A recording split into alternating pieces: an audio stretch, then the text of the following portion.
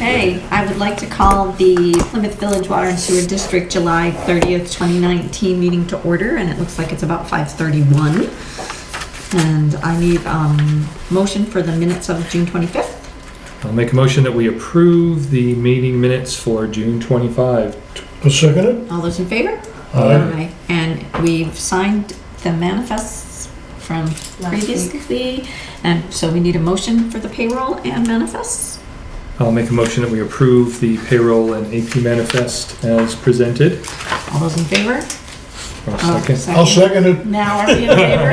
I'm jumping the gun. Are we all in You're in favor? a hurry tonight, Jude. I am. We're out of here. No. That's, So did I hear Aye. yes? We're all in favor. Yes, yes. still recovering from this morning. I went late on the numbers this afternoon. It's like sitting and hitting your head against the wall. It just feels good when you stop. Yeah. Yep. I feel a lot. We had a meeting a while back with our previous auditor who tried to go through and explain all of this. I'm gathering it was fine. helpful, but No, it was helpful. It Yeah. was very helpful. And one of the challenges is that the standards have changed such that the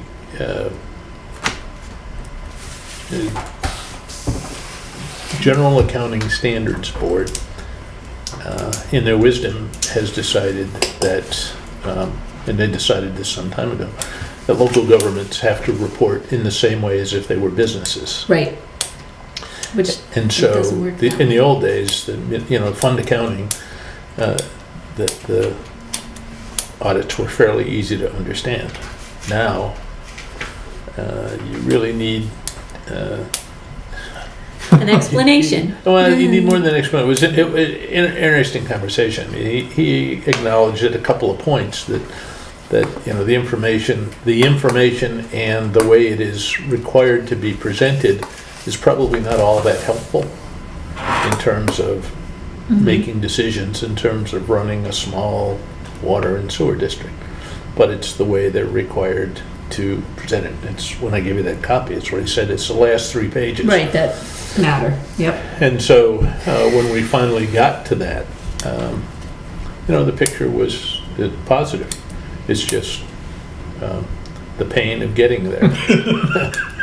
And trying to understand some stuff that's probably, I'm not sure that it's either intended to be understood by anybody who is not, an auditor. So it's like an engineering report written by Right. engineers Right. for engineers. Yep. Got it. Okay, well, now that we heard about the audit meeting, new business, we have the chemical monitoring waiver application. Jason, you're up. Sure. So this is an application for a chemical monitoring waiver for SOCs and VOCs, which are synthetic organic chemicals and volatile organic chemicals. And this is once every 3 years we reapply for this in order to essentially save some costs in sampling if we can show that we are protecting our well source protection and do our inspections of potential contaminant sources. So we have fulfilled the obligations of the waiver and are submitting it to DES. And it requires a signature from the owner or authorized legal representative. And I am listed as the owner, so I need a There you are. motion that I can sign this beastie All right. thing. I'll make a motion that we authorize Judy to sign the chemical monitoring waiver application for large systems. Second it. All those in favor? Aye. Aye. Thank you, Jason. So that gets us out of a little testing, but Well, it gets It us may out not of the offset- state I was testing. just going to Doesn't say. really get us out of testing. Wait another item. yes, right. Well, I was the one who had requested that item 3 here. So. Yes, well, we'll Jump the go. gun on that. Well, do we want to jump to 3 or do we want to talk about 2 first? What Uncle Sam takes away in one hand, he gives back on the other. Yeah. All right, so septage. Is this the after hours? Yep, Idea. septage after hours discussion. So as of the end of day today, July 30th, 2019, we are at 818,550 gallons for the month of July. That's a lot of gallons. So that is our highest ever. We anticipate by the end of tomorrow, we'll be over 850,000 for the month.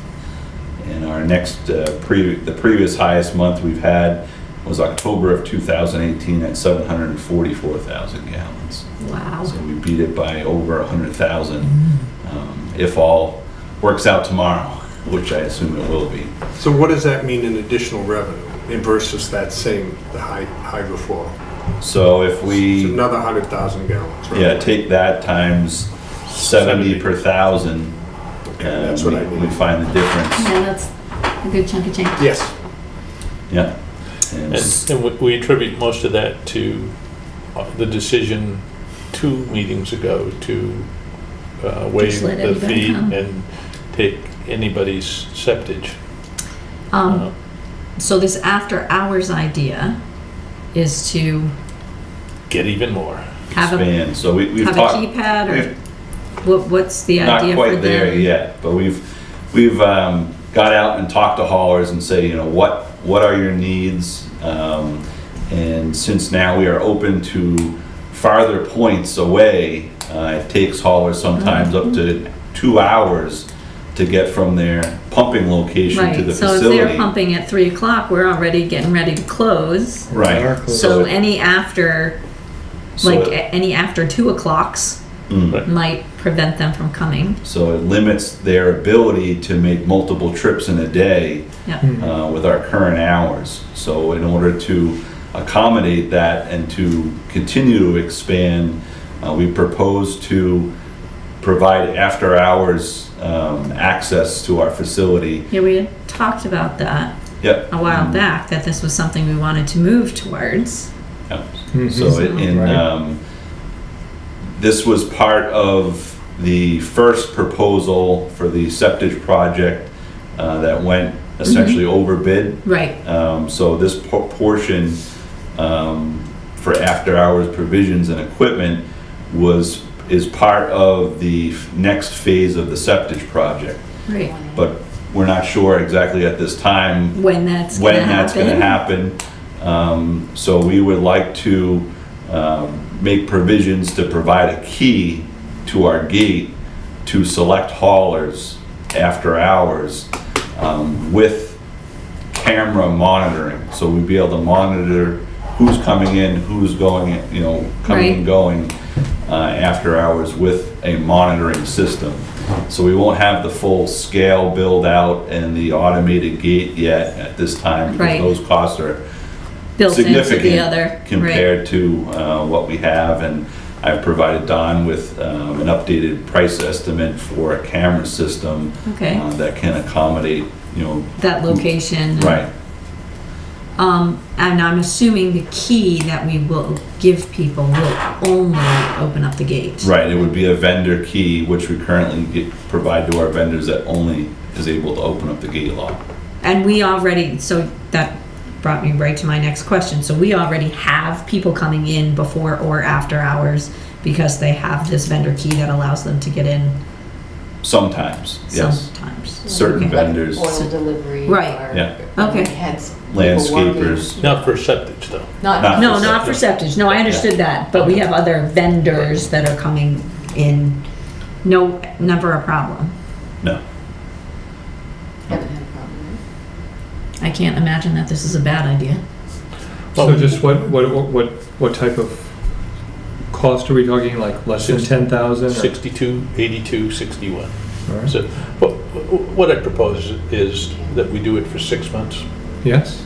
Let's see what the numbers look like, and then, when we get to November, if it looks really promising, we might entertain, if it's really going to be as promising as some of them had led us to hope, maybe what we do is put together a bond article and accelerate getting That it done. section of the, So we've got the time now to get Yeah. our trial So, done yeah, and then it's get the the bond. right time, it's the right time of Well, year. it's the right time of year, To be exactly. pumping. Yeah, If essentially you're gonna after- do it, now's the time to do it, because after November Right, it's 1st, gonna- pretty much. It's gonna drop off Yeah. after that. and- Right, So, you know, we wouldn't be absolutely positive, but it would be a real good indicator. You know, I mean, if we see an increase of 40 or 50%, Yeah. and we'll know what's Right, coming in after exactly. hours. So Oh, it'll really? give You us- think it's gonna be that substantial? Yeah, I'd say, if you get one truckload a day, say it's 5,000 gallons. If you get two truckloads, maybe 10,000 times And that's 5 a day. days. Right, that's another 50. Seven. So we're paying off this Right, 7 investment. days. We're paying off this investment rapidly. We would be. Yeah. Oh, this 6,200? Yeah. Yeah. yeah. Like I said, I can't imagine that this is a bad idea. How are you doing with how are you gonna distribute the key? Now, I'm assuming we're talking one key, Right, per hauler. why do we have to go that route? Well, Why can't we put a box of something there, code box, with one key in it, We and could. only the haulers have the key? Key That's- key that code to code get box. into it. That, the problem with that is that this hauler shares it with that hauler or, I don't know, if they have multiple people working for their company, that Well, may make it's all sense. going to be videoed. Right. That's So, So, exactly where it's yeah, going. if it's gonna be videoed, that might It's going to be videoed, and my recollection is it's full trucks only. Right, we can charge them full loads So- only so- after hours. So, you know, Yeah. you can bring... Right, because you're not you can- measuring. Right, It's, you can if you're gonna bring it you can after bring less than a hours, full load, but You're paying. you're you're paying for the full load. And the other side of it is, if in fact you have haulers that you don't want to come in for whatever reason, you can change the code on the key box and give the rest of them that without making more keys. Well, Right. My only concern of that is the guy doesn't remember to put the key in. Right, they leave with the The key. hauler No, doesn't you remember to got a put the key point, in. Bob. Yeah, and I've That's seen a that, good and that's one of the reasons we point. changed to a fob system at school. so I guess my theory at the moment is a key is a couple bucks. Right. A box it might cost us the value of 100 keys to get a box that's kid-proof. Right. Yeah, So, again, I'm inclined to, we were talking, what, three haulers? Potentially 4. Okay, potentially 4 haulers. so that's Four- $10 for For keys. keys. Yeah, I mean, that's Okay, pretty we're not much. talking a lot of keys. And this is we are talking Right, a trial Yeah, period. trial, Yeah. and, you know, we'll report, he'll report every month on what we're seeing, and, Okay. you know, hopefully it'll be a sufficient business enterprise. In fact, Do we- the auditor raised it today as part of the conversation in terms of, Generating. can we afford the bond article? Right. And, you know, he pointed out that, you know, in their experience, that the septic towing is becoming an Big thing. enterprise for Do we small have a districts. purchase rec for the camera system? We do not. Yeah, we don't have one yet. We have, I guess what I would ask is that you authorize me to proceed Okay, and. let you sign the and- purchase rec and then we'll Let me sign sign the it. purchase rec for not more than $6,500, which Okay. this is 6,282. And after we identify the source of where we're gonna take the money, because we don't have a line item for Okay, that camera. are we good with that? So then we'll send a memo, let you know Mhm, actually what it cost and where we charged it. mhm. So you'll get a chance to sign the rec, it'll just. Yeah, right, after, yep, After the fact. okay. Do I have a motion I'll make on a this? motion that we proceed with, by authorizing the purchase of this camera system and locks for, to facilitate after-hours Septic waste. disposal? Not to septic exceed disposal. 65. Not to exceed 6,500, yeah. Second? All those in favor? Aye. And we're authorizing Don to sign it? Mhm. Mhm. Okay, Yes. good. Well, that was easy. The impact of the PFAS. That's not gonna be easy. Yeah.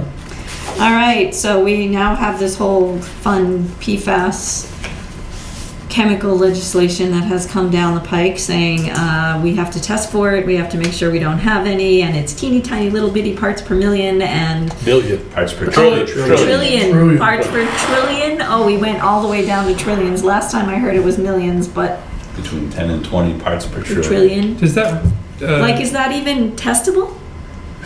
That's part of the debate. We had an interesting conversation with one of the lawyers who's I wonder working if on parts this. per trillion is actually testable. Well, he believes that that's why we got here today, because we're used to environmental regs that talk about parts per Per million. million. I don't even think Well, there's we were very talking few today. parts per I was billion trying to figure out how many zeros are there in trillion. before, before. 12? Yes. Before Yeah. zero is really zero. It's 12, it's 12. Yeah, and I so, got that on my first try. You should be proud of Girl, me. yeah. so 70 parts per trillion. How do you? I don't. I don't know how you present it. Well, no, that was the thing, the EPA had recommended 70 parts per trillion. The state of New Hampshire decided on between 10 and 20 Right. parts per Oh, Right. trillion. okay. Okay, so we just a little. But I know there are people in the state that think that's too high.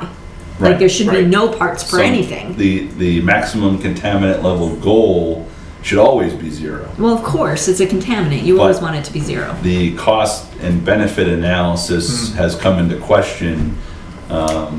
Do these numbers represent a level that is safe enough not to cause potential harm to the public? Well, And that's yet to be, I think, the science, there's some science out there, but different states are setting levels all over the map, place. right? Well, and this is true of any contaminant, though. I mean, any other. Right. Well, the interesting thing about this PFAS stuff is it is in everything. Like, you wash your It's in your nonstick kitchen. cookware, Right. and you've just potentially could have put PFAS down the drain. It's in Right. chocolate cake. You ate the egg that came Yes, off of it, out of the carton that was coated with the, yeah. and then cooked it on Teflon. You So it anything didn't with stick. Gore-Tex, anything that is non-stick, that Glide floss, it's PFAS. So, how it's like we're going to be squeezed from 6 ways to Sunday. So where is this going? Well, So, actually, right- more to the point, what's this going to cost us? Oh, the cost is insane. So That I already know. Right now, I we just don't, actually that's why I'm received an email today from DES really outlining the things we should know about the implementation of the rules. So the rules will go into effect as of October 1st, 2019, and we will be required to sample for PFAS at both of our water sources in the fourth quarter. So from October to December. So well 1 and 2, Right, since that's our only water sources correct. at the moment. So the current cost per test is about $300. And what's the frequency of testing? At first, it is quarterly for 4 consecutive quarters, All right, so we're talking 2,400 a year. Right. right? Just Look for at the my testing. skills. You're doing well. And then if we show non-detect in the samples, then we can request another waiver. Oh, okay, excellent. I anticipated my question, yes. Then they have a limit that says if your average monitoring result is greater than 50% of the maximum contaminant level to So 100% of the MCL, Mhm. we can sample annually, once a year. okay. With So the they have a scale for figuring out how often, but for the Right. first first 4 First year. quarters, 4 quarters, they want to, yeah, every quarter. 2,400 is not, Benchmark. Right. right, 2,400 is not horrible. No. I was waiting for, Yeah, I was You thinking, know, I was thinking- 8,000. Well, when do we get to the sludge part? So if we oh, yeah. this If we is just water. sample, if the results That's come just- in at less than 50% of the maximum contaminant level, we can request the waiver for every 3 years, similar to the VOC. Okay, so SOCs. yeah, so, all right. So, How mobile are these compounds in water? I mean, is this, the transport is, all over the place. It's a forever chemical, so once it gets in water, it's It's- staying there. In regard to St. Gobain down in Merrimack, it was actually air deposition that they put it up through a stack Mhm, and then and it it got into rained. the atmosphere and then it rained. And they're that's saying gonna be within- my concern, is, we're downstream from things that could be going on upstream. Mm. And we're taking the water, From a- not from the river at all, but Sand from, formation. So, yeah, you know, deep well sand. in Merrimack, So- Londonderry, Litchfield area, they were initially focusing on maybe a 1 to 2 mile Radius around the well. And then they found out that it was much larger than that even. So they're still discovering how far, what the transport and fate is of these chemicals. Right. Ouch. Okay. So that there is a vulnerability there for everyone throughout the country. Right, I mean, just because we don't have industry upstream from us doesn't mean that we're automatically, low Correct. Time to risk. go back to those cast iron pans. Yes. So Already have. that's on the drinking water side. And then as Don alluded to, the wastewater side, there's a proposal right now to submit rules to JLCAR, which is the Joint Legislative Committee on Rules, on Administrative Rules. Sorry. For surface water standards and essentially leaching standards for biosolids. All right. So that's when the wastewater side will get impacted. And we actually took our first sample for PFAS yesterday with DES on site doing the sampling and paying for the sampling. And based on the monitoring results from that, they're trying to get a benchmark at this time right now as well, because they don't know really where to set the standards for that. Do we have any idea how long it's gonna take to get our results? They told me 2-week turnaround time. I've seen anywhere from 3 to 4 week turnaround time. So Okay. there's, anywhere between 2 to 4 weeks, I would say. Okay. But the costs, I think on the wastewater side, are gonna exceed the costs on the drinking water side. Let's say if treatment was required on the drinking water side, we'd be talking about maybe a granular activated carbon system, which is similar to what Merrimack has Right. installed, or There's they're going to install few on their million. wells. And I think it was about 10 million Yep. to install treatment on 4 wells. Yep, of that's theirs. why I said it's a few million. We know exactly how much that's gonna cost. So, if treatment was required, that would be the case. On the wastewater side, we received a revised sludge quality certification for our solids, and in that it had the PFAS sampling. And really, there are no direct guidelines developed yet on what to do if we get a hit in our sludge. It's kind of similar to what Maine just recently went through with the moratorium on land application. That's what I was gonna say. How is this affecting Sheila and MRI? Because we have All right. RMI, sorry. Why? RMI. So, because we've gotta figure out what we're gonna be doing with our sludge afterwards. I think that Let's leave that for another day. it's Yep. it's too soon. Right, This- that's what I'm getting at. This It's story, just- I don't even know that the index is written yet, Well, it doesn't sound like it is. because when the communities start to realize the consequences, I mean, we're tiny compared to some of the other players. I mean, these numbers are gonna be telephone book numbers, Oh, yeah. and so, And Well, nobody's once gonna once have someone the, starts compiling data on Yep. what the actual results are, both in drinking water and then in the waste stream throughout the Wow. state, we start seeing that's going well, I mean, if We don't know. you look at Merrimack, we're talking $10 million. Yeah. And so, that's a lot of money for Merrimack. yeah, I mean, if we have to do it, let's say we half that because we have 2 wells, maybe potentially 3 wells, where are we gonna come up with 10 The million? water side, I mean, there's so many, what's in the water winds up in the wastewater. Right. Yeah, And in a sludge at some point. yeah, And there's a lot more, I mean, the cost of dealing with the sludge, I mean, I think it's, it's a Chicken Little situation. Which come first? Yeah, Yeah. and so And the sky's falling, all I those good think, things. I mean, we could all, I already have the gray hair, so it doesn't make a difference. Some of us Have no gray hair. Yeah. I pulled all mine out. But for those of you who have some color remaining, you could lose it real quickly. I mean, my sense at the moment is to wait patiently and lobby as hard as we can. I mean, Right. You guys I've already written letters, started? I've called the governor's office, and so we are one voice in a growing chorus Yeah, of voices. yeah. And, I mean, it's at some point, one of my hopes, and the governor is an environmental engineer.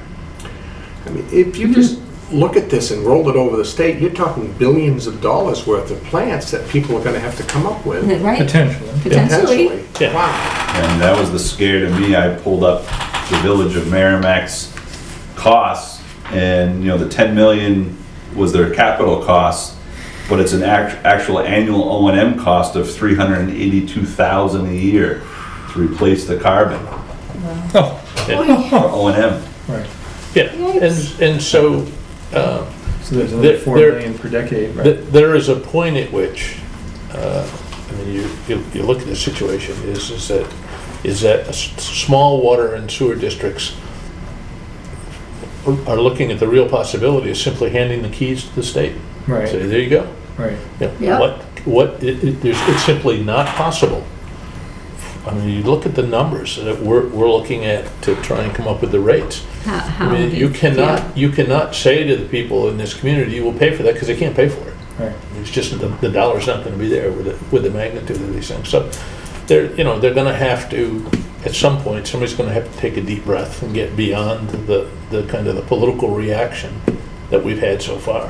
I mean, it's laughable. They wouldn't allow testimony at the hearing.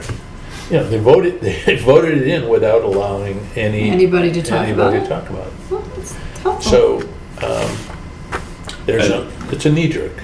Yeah, DES Commissioner Bob Scott did testify on Capitol Hill to the Oversight and Reforms Committee, and he did mention the cost to municipalities in that, when looking at the DOD sites for the firefighting foam and all. Yep, And, the state is in a lawsuit right now with 10 major companies Yeah. Right. that provide this project. So I think the hope is there that there may be funding in the future for this, but in the meantime, they're putting the burden on the municipalities. Right. yeah.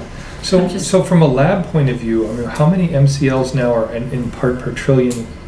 I'm thinking back to my environmental engineering experience where part ppm was, Parts per million. right, we never was the dealt with parts standard. per trillion, so. This is the first time, isn't it? This is the first Yeah. There regulation. is Yeah. never anything that low, yeah? So, I mean, do we have to worry about false positives? I mean, are Yeah, the labs there's- be able to meet this? There's, currently, there's not even an EPA-approved method to test for it. Okay, so, So we're in the early stages, yes.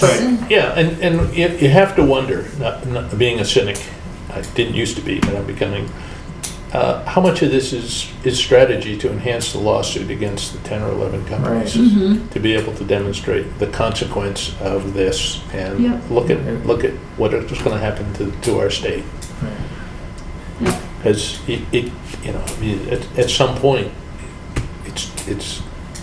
it seems impossible from a public policy perspective. Right. To How do you say, make this? how are you going to make this work? Yep. And so it's not even the cart before the horse. There is no horse. Right. That we're just pushing the cart out there and hopefully the horse will come along. to be continued 6 Yeah, months, to we'll be revisit it continued. 6 months or a year from keep- now. Yeah. we'll keep you posted, but it is, It'd be interesting to know what the results are from Yep. our lovely little, Yeah. We did test for drinking water at our sources about 3 years ago, and both our wells came up non-detect then. Right, I remember that. right, But that was So, part per million, not part per trillion, right? I believe the reporting limit was 50 parts per trillion, Okay. which now we're looking at, like I said, 10 to 20. Right, right. So, Well, um, there's that's still a potential good sign that it's non-detect. detect, Right. right. At some point, saner minds have to prevail. Let's face it, you can't shut all the water off in the entire state. Well, So, Well, and Yeah. then there's the whole private wells issue. And, Yeah, I mean, the thing that I heard, well, Emery and Garrett were opining on the fact that we have the real danger in the state of New Hampshire is radon Right. in the Right. in basements. And here we are. and Yeah, arsenic, right. we know Radon and Arsenic, arsenic, far, right. far well, greater. we gotta love the fact that we're on granite, so there's the radon and the arsenic that's naturally occurring, you know, it's not even anybody Maybe. dumping it. Right. it's been going on for years, Tom. Radon. So that's the story from here. All right. He'll be back Yep. again and again and Thank you. again and To be again. continued. Yeah, so that, I mean, that's the thing, just to add one more thing, is that on the wastewater side, it's gonna be a lot more complicated because, you know, essentially, we have thousands of people coming into our system that have different habits and use different things, different septage from different towns. Yep. So it's gonna be difficult to monitor all those if we do receive a hit and we have to backtrack to investigate. So we are working with Jay right now on the pre-treatment side, you know, to come up with a plan on how we will react Right. if something does come up, to try to search it out and how, Wow, how do didn't even we think about how do that. we then, you know, work with the people. Some great jokes in that. Mm. How do we work with the people to, you know, essentially tell them we can't take your stuff anymore and until you test it Right. at $300 a piece. Yep. So- Wow. Makes the $100 a year pale, doesn't it? Right. Certainly does. So that my question to DES was, you know, if we know this stuff is out there, can't we develop treatment essentially on the wastewater side that would be cheaper overall than having to go out and investigate where stuff's coming from? You know, it's in the floss, we know it's going through our bodies. Right. You know, it's almost probably going to be everywhere. They've had background hits in native soil in Vermont. They've done studies, and Yep. so it's almost like they should be focusing on a solution-based approach rather than trying to backtrack and Right. remove it Okay. Right.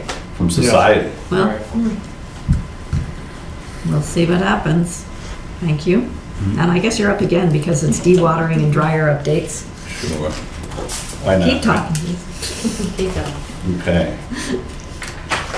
So we've been discussing this now for probably 2 or 3 months, the dewatering and the dry, or even longer. Right. So we have gone out and vetted multiple technologies on the dewatering side in lieu of screen replacement on our current Fournier press. And what we found out is that the solutions that were proposed to us really don't fit our operation. Wow. That's So, very interesting. so we did get multiple costs of other units, ranging anywhere from about 150,000 to 350,000 for a complete replacement. Of the Fournier. Of the Fournier. And I remember when we bought that thing, we were so excited about this. Yep. This is the latest and greatest and best and brightest Right. in How long ago was that? 10 years. 2011, yeah. Yeah. So it was reaffirming to me to hear from Mm. folks that, you know, this is our best option to Replace the replace the screens screens. in the Fournier. Okay. So we have worked with Fournier themselves and their manufacturer's representative, Russell Resources, to come up with a cost proposal of $88,586. So if you remember. That's all the screens that need replacing. Yes. And wasn't And it the wear something at the parts. wear parts, right? Yep. I knew there was And- more. Yep, and the service to it, so, Well, if that's you a lot remember. better than 350,000. If you remember, about a month or so ago, we came with a proposal for 53,000. Right. That only included 6 Half. of the Right. 12 Right. screens. So 88 includes all 12. Yep, so it was about That's a 100,000 no-brainer. when they came back to us with all the screens, so we were able to work with them to reduce it another 10,000 and meet us a little bit closer to the middle. So I That's think awesome. this is the best approach moving forward. We'll be able to operate this unit as well, 24 hours a day after this service, Nice, and be able to isolate different the cells. different cells, yeah. So it's an upgrade as well. Yes, it's improvement, yeah. And Awesome. how about the overhead part that was inaccessible that comes out over the, Over the truck? The yes. conveyor part there. Right, yes, that Yep. conveyor. We haven't That's separate. reached that yet. Yep, that would come down the road once we start talking about the dryer unit.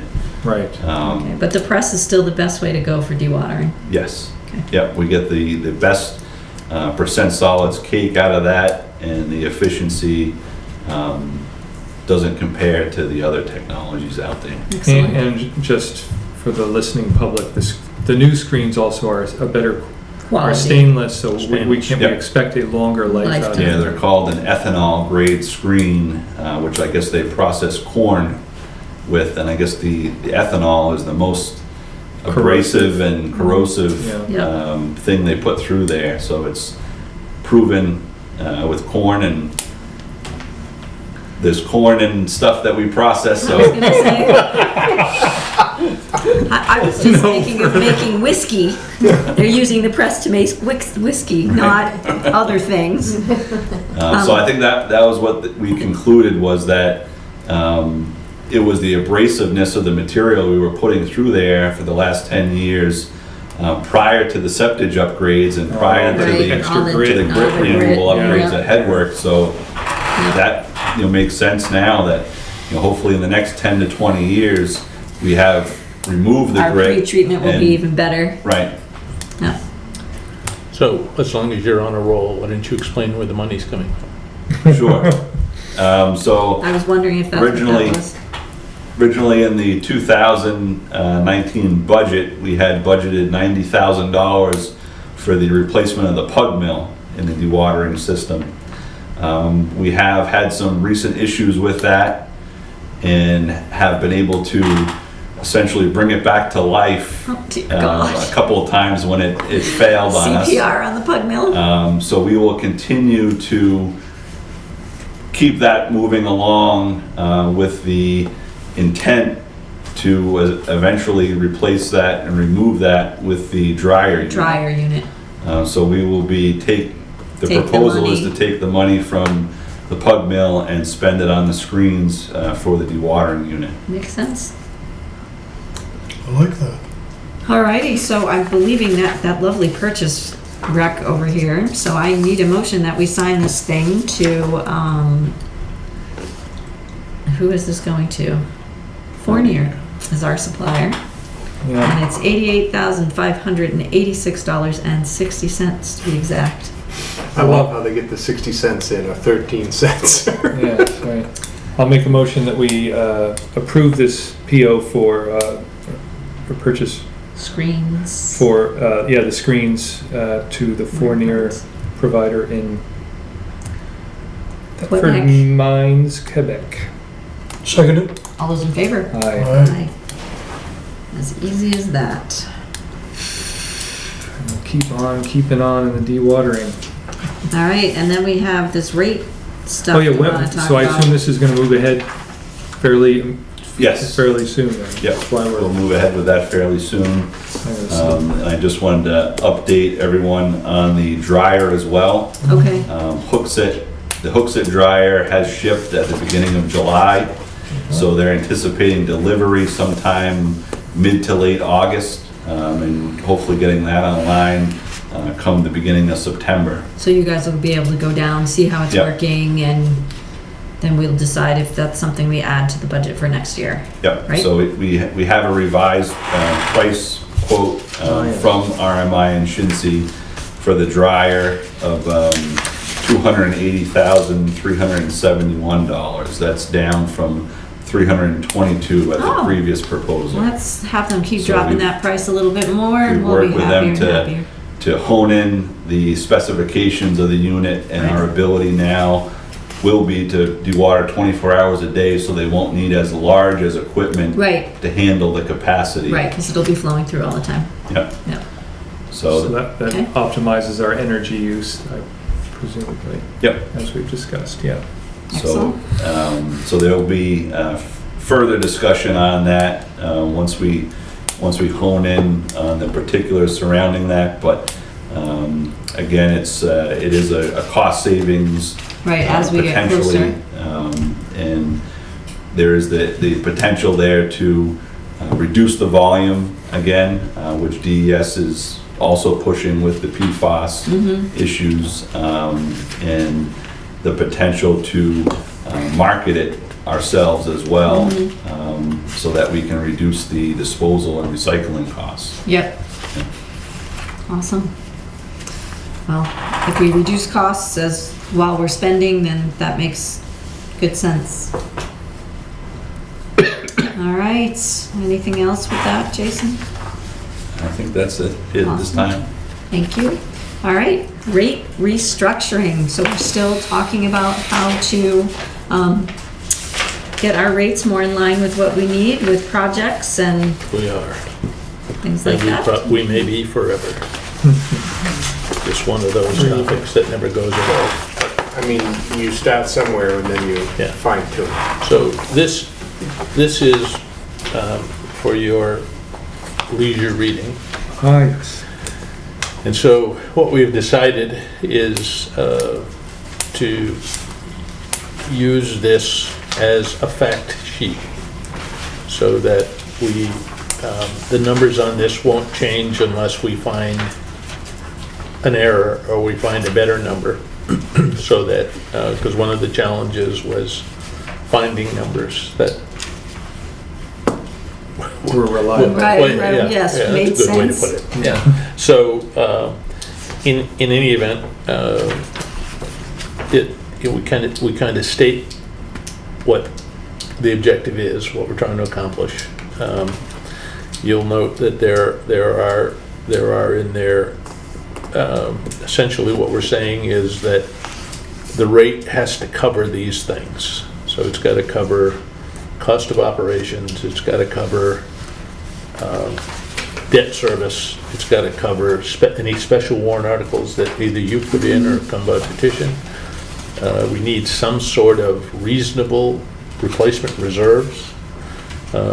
We need to accommodate unanticipated repairs, Yeah. emergency repairs, and then Contingency. I've thrown in a number for rate stabilization. So one of the goals, and it is a goal, it's, you know, we're not sure we can meet it, would be to have rates, once they're set, remain stable for at least 5 years.